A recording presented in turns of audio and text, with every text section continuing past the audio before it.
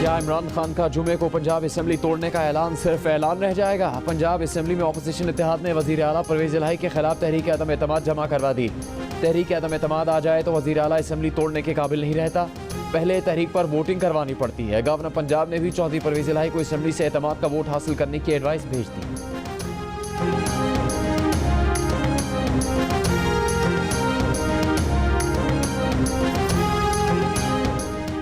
रहनुमा मुस्लिम लीग नून और वज़ीर दाखिला राना सनाउल्लाह कहते हैं असेंबलियाँ तोड़ने का चैलेंज अब भी बरकरार है। हम सिर्फ ये चेक करना चाहते हैं कि वज़ीर आला को ऐवान का एतमाद भी हासिल है या नहीं।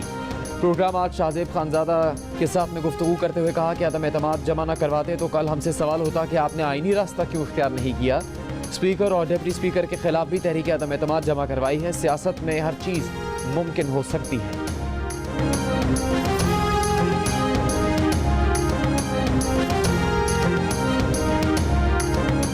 सरबराह मुस्लिम लीग चौधरी शुजात कहते हैं परवेज़ इलाही अगर फैसला करते हैं तो 4-5 माह निकाल सकते हैं।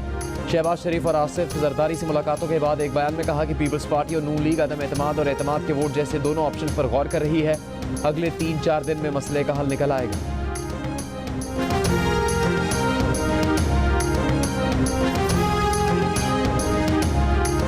और चेयरमैन पीटीआई इमरान खान कहते हैं वज़ीर आला पंजाब चौधरी परवेज़ इलाही के साथ एडवाइस आ गई है।